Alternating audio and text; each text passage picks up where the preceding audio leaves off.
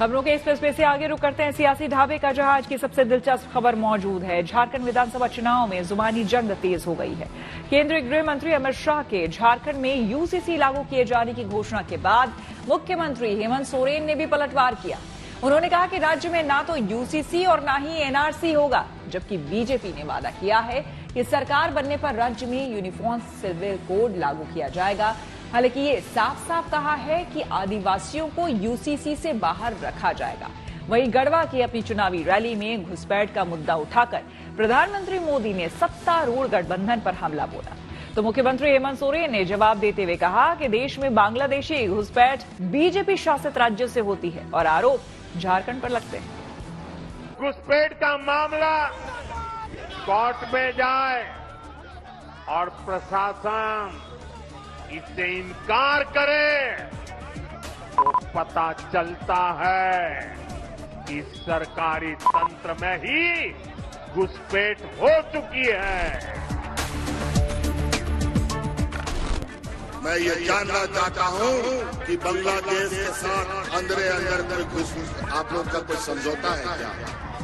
और आज बांग्लादेश के पूर्व प्रधानमंत्री को आपने यहाँ हेलीकॉप्टर उतारने कैसे दिया और किस आधार पर यहाँ पर आपने उसको शरण दे रखा है, हमको ये बता दीजिए। झारखंड विधानसभा चुनावों में यूसीसी का मुद्दा गर्मा गया है। रविवार को केंद्रीय गृह मंत्री अमित शाह ने झारखंड में चुनावी रैली में वादा किया कि राज्य में जीत मिली तो सामान्य नागरिक संहिता यानी यूसीसी लाया जाएगा। इसके जवाब में मुख्यमंत्री हेमंत सोरेन ने पलटवार किया और कहा कि झारखंड में न तो यूसीसी और न ही एनआरसी लागू होगा। झारखंड में तो कानून का ही राज चलेगा। अभी बोलता है एनआरसी लागू करेंगे, यूसीसी लागू करेंगे। हमने कहा ना एनआरसी चलेगा ना यूसीसी चलेगा, यहां चलेगा तो सीएनटी एक्ट चलेगा, एसपीटी एक्ट चलेगा और पेशा कानून चलेगा। आज में एक अपप्रचार हेमंत सोरेन एंड कंपनी के द्वारा किया जा रहा है कि यूसीसी आएगा तो आदिवासियों के सांस्कृतिक अधिकार और उनके कानून समाप्त हो जाएंगे। हेमंत बाबू, झारखंड में यूसीसी जरूर आएगा। हमारी सरकार झारखंड में यूसीसी लाएगी, मगर यूसीसी से आदिवासियों को पूर्णतया हम बाहर रखेंगे। कोई आदिवासी के अधिकार और कानून को यूसीसी से हम नहीं छेड़ेंगे। बीजेपी का आरोप है कि हेमंत सरकार यूसीसी को लेकर दुष्प्रचार कर रही है और आदिवासियों के बीच भ्रांति फैलाने की कोशिश कर रही है, जबकि ये साफ है कि आदिवासियों को इसके दायरे से बाहर रखा जाएगा। वहीं हेमंत सोरेन की पार्टी झारखंड मुक्ति मोर्चा ने पलटवार करते हुए कहा कि चुनाव से पहले ये बीजेपी का एक नया जुमला है। देखिए, बहुत भ्रांति पैदा करने की कोशिश की गई थी कि यूसीसी से आदिवासियों को बड़ा नुकसान होने वाला है। कल माननीय गृह मंत्री जी ने उसको स्पष्ट कर दिया और पहले भी हमने कहा था कि यूसीसी से जनजातीय समुदाय को कोई मतलब नहीं। उनकी परंपरागत व्यवस्था, उसके नियम कानून, उनके संवैधानिक व्यवस्था, उसके कस्टमरी लॉज, उसके लैंड टेनेंसी एक्ट, सारी चीजें सुरक्षित रहेगी। देखिए, ये मैंने कहा ना, भाजपा का एकमात्र एजेंडा है धर्म के नाम पर लोगों को लड़ाना, लोगों के मन में नफरत पैदा करना और अशांति फैलाना। और इसके लिए इस तरह के जुमले, ठीक है, चुनाव के पहले ये लोग इस्तेमाल करते हैं। झारखंड में अपनी जीत पक्की करने के लिए बीजेपी इस मुद्दे को जोर शोर से उठा रही है और आदिवासियों को ये भरोसा दिला रही है कि उन्हें यूसीसी से बाहर रखा जाएगा और उनके हितों की रक्षा की जाएगी। वहीं विपक्ष यूसीसी को आरएसएस का एजेंडा बता रहा है। आदिवासियों को इसलिए बाहर रखा जाएगा क्योंकि आप देख रहे हैं झारखंड में आदिवासियों की आबादी लगातार गिरावट आई है। संपूर्ण झारखंड में आजाद भारत में जब 2011 तक सेंसस हुआ तो 10% की गिरावट आई है। अगर हम संथाल परगना पर देखते हैं, थोड़ा सा अलग करके उसको हम देखते हैं, तो वहाँ 16% की गिरावट है। ये चिंता का विषय है। जब आबादी बाकी की बढ़ रही है और ट्राइबल की आबादी घट रही है तो हम सब के लिए चिंता का विषय है।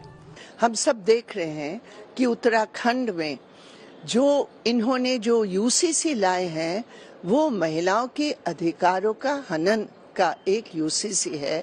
देश भर में ये बिल्कुल स्पष्ट है कि यूसीसी महिलाओं के अधिकारों के लिए नहीं, यूसीसी आरएसएस के एजेंडा के तहत है।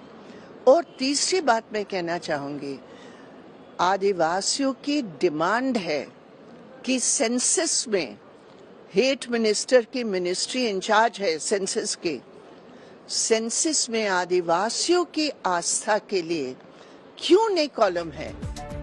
वहीं झारखंड के चुनाव में मुख्यमंत्री हेमंत सोरेन को कल बड़ा झटका भी मिला। साहिबगंज बरहेट से चुनाव लड़ रहे मुख्यमंत्री हेमंत सोरेन के प्रस्तावक मंडल मुर्मू बीजेपी में शामिल हो गए।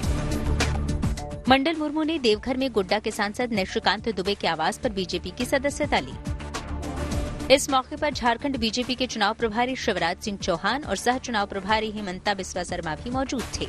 मंडल मुर्मू 1855 में हुए संथाल क्रांति के नायक अमर शहीद सिद्धो कान्हू के वंशज हैं।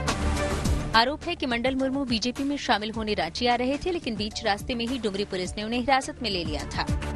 मंडल मुर्मू कोई आपके लिए कैंपेन करे और आपको वोट दिलाए, उस दृष्टिकोण से हमारा पार्टी में वो नहीं आए हैं और पॉलिटिशियन भी नहीं है। मंडल मुर्मू हमारा पार्टी में योगदान करने का मतलब है सिद्धू कान्हू फूलू जानू सान भैरव का आशीर्वाद हमें मिल चुका है, इतना ही। पहले जो मंडल मुर्मू जी हैं उनको एक सम्मान आदरणीय हेमंत सोरेन जी ने दिया था कि एक स्वतंत्रता सेनानी के वंशज होने के नाते उनको अपना प्रस्तावक बनाया था।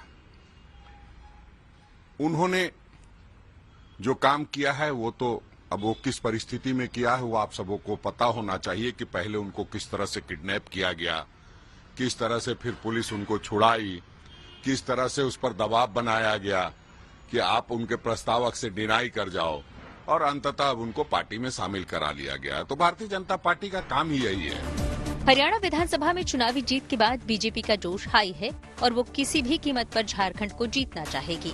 वहीं हेमंत सोरेन के सामने अपने किले को बचाने की बड़ी चुनौती है।